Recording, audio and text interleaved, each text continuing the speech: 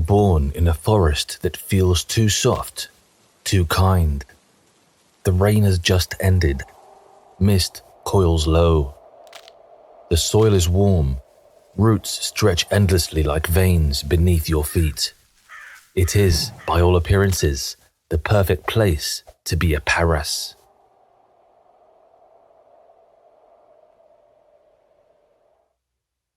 You burrow deep, carving lazy tunnels.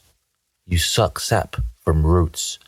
The mushrooms on your back, just tiny buds. Drink, too. You don't mind. There's enough for everyone. The forest is an all-you-can-eat buffet, and life is simple. Eat, sleep, eat again. The only strange thing? Your back itches. Not all the time, just when you pause. A slow, crawling itch that never seems to go away. You scratch against bark. You shift your shell. You try to ignore it, but it always returns. You don't yet know what's growing back there. You don't know what it wants, but you will. Let's go back to where it started. In the stillness of a moonless night, something moves. Not the wind, not a predator. Something slower, older. A Parasect steps into the grove. Massive, silent. Its fungal cap glows faintly, casting sickly yellow light across the moss. It kneels beside a clutch of eggs buried shallow in the dirt. With deliberate precision, it leans forward and releases a cloud of spores. They drift down like golden snow. No wind stirs. No leaves rustle. Only the shimmer of decay in the air. Each spore finds its mark. Each egg inhales. The Parasect lingers for a moment, head lowered, then melts back into the shadows without a sound. Time passes. One egg twitches, then cracks. You emerge, damp, blinking, hungry. Your shell shines orange in the dim light. You feel the forest before you see it. Scent of bark, taste of rot. You cough. Once, then again. Spores still drift in the air. You didn't see them enter, but they did. Somewhere on your back, something begins to grow. Tiny, rootless, but hungry. The soil gives way easily beneath your claws. You press close to the earth, sniffing for sap, tracing the smell of tree roots through damp mulch. When you find one, you burrow, just deep enough to latch on. Bark splits, sap drips. You drink. This is your rhythm. Feed, rest, feed again. The forest feels like a living thing. Roots pulse like veins. Bark hums beneath your feet. You are part of it, a thread in something ancient. And on your back, something grows. Tiny mushrooms, at first barely visible. Now they pulse with quiet hunger. When you feed, they feed. You feel a little weaker after every meal, but maybe that's just growing up. You scratch at your back sometimes, an itch you can't quite reach. Strange warmth spreads from the spot, but you don't question it. This is life. This is normal. And for now, it's enough. But the itch is coming back, sharper, deeper. You just haven't realized yet that it won't be leaving. One morning, you wake starving, not just empty, hollow, like something scraped the inside of your shell clean. You stagger through wet leaves and cracked bark, gnawing at anything with a pulse, a root, a rotting stump, even moss. Nothing tastes right. Everything disappears the moment you swallow, as if something else inside you is eating faster than you can. And the itch. It burns now. No longer a tickle. It crawls up your spine like hot thread, threading itself into your joints. You scratch against a rock. Once. Twice. Nothing helps. Then your left leg jerks. Not a spasm. A step. One you didn't mean to take. You pause. The moment passes. You blame fatigue, hunger. It doesn't matter. You go back to chewing bark until your mandibles ache. That night, the forest doesn't sleep. Mist rolls in thick and low, clinging to the ground like breath. You twitch awake. Your legs move before your thoughts catch up. You're not alone. All around you, others stir. Paras, just like you, rising in silence. No chirps, no scraping, just movement. Smooth, synchronized. You want to stop. You don't. Your legs move with an eerie purpose, drawing you through underbush across shallow roots. The forest parts before you. The air smells different. Not rot, not bark, but wet spore. Up ahead, something ancient awaits. A tree, gigantic, more fungus than wood. Its bark pulses faintly, like it's breathing. You and your kin gather at the base. No one speaks. No one looks up. You dig. Claws tear into soft bark. Mandibles clamp down. The sap is thick, almost sour, but you drink anyway, because something in you says you must. From the corner of your vision, a parasect ascends the trunk with unnatural grace. Its claws pierce bark with practiced rhythm. It moves like a puppet, but without strings. A voice whispers deep in your mind, "That could be you." The itch flares. You double over, but your mouth keeps chewing. Dawn doesn't come. Instead, the fog thickens, blinding and wet, like the air itself is rotting. You stumble forward, still chewing the ancient root. Your jaw moves, but your mind is far away. Then, a light.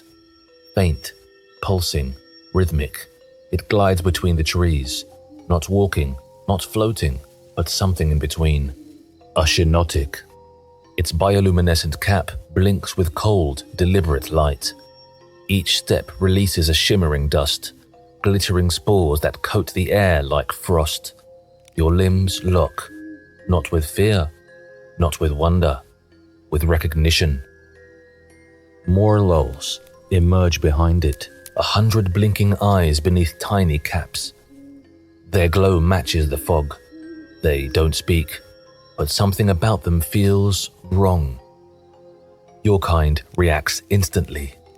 Parasect. They move as one. Dust clouds rise from your backs. Spores spiral upward, a defensive haze. But nothing happens. A cyanotic doesn't fall. The Morlulls don't even blink. They're immune.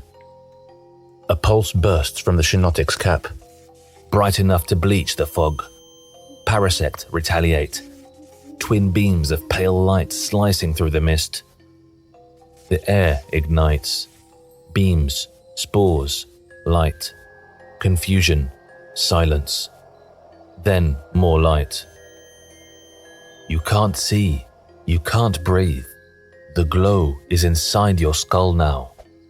Instinct screams. Run. You turn. You stumble. You disappear beneath a curling fern, and the spores keep falling. By the time the light fades, everything feels wrong. The fog thins, but the world doesn't return with it. You hear nothing. Not the roots, not your kin. Just a low hum inside your shell, like a muffled scream buried in dirt. You walk, but your steps are uneven. Your legs shake, your claws drag, You don't remember choosing to move, and then you see it, collapsed beside a rotting log, a parasect, lifeless. Its fungal cap had been torn clean off, exposing raw, black-veined muscle where the mushroom once lived. Its eyes are wide, clouded, its body limp. You pause, not with horror, with recognition. That could be you. You stare too long, and something inside you tugs. The mushrooms on your back twitch. You stagger forward, back to the trees, back to the bark. Your mandibles find another route. You chew. You do not remember starting. A thought tries to rise. I'm not alone in here.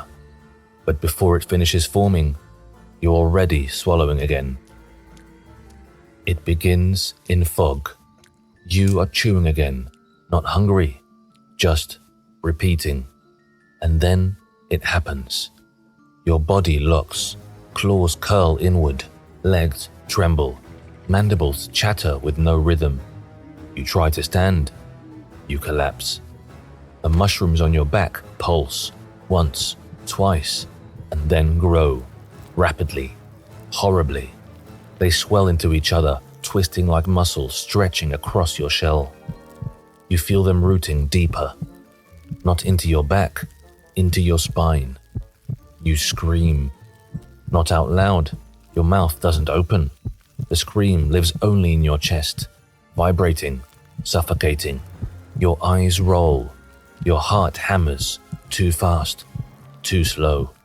You hear a tearing sound inside you, then stillness. Your pupils fade, the world blurs into static, and in that final second of clarity, you whisper to no one, I'm still here. But your claws don't move. The mushroom pulses once, slow and deliberate, like it's breathing. Same forest, same roots, same trees, but now you move differently. You don't stumble anymore. You don't hesitate before a step or flinch at shadows. You carve through the forest like a blade. Each claw strike splits bark clean. Each movement flows with practiced precision. Too perfect to be yours. You are not hungry. You are not curious. You are not afraid. You are not choosing. Your white, vacant eyes stare ahead. When a tree pulses with sap, your body moves. When the colony shifts direction, so do you. Shinotic returns. Its glow flares. Your body responds, not with fear, but with force. A beam of energy erupts from your mushroom. You never chose to fire it. There is no moment of decision, just action, execution, silence. You want to ask what's happening, but your mouth doesn't move. You want to blink, but your eyes are glass. And worst of all, you can still feel yourself, somewhere behind the silence. Like a ghost trapped in its own bones. At first, you thought it was a dream. The way your legs moved, without your say. The way your mouth chewed, without hunger.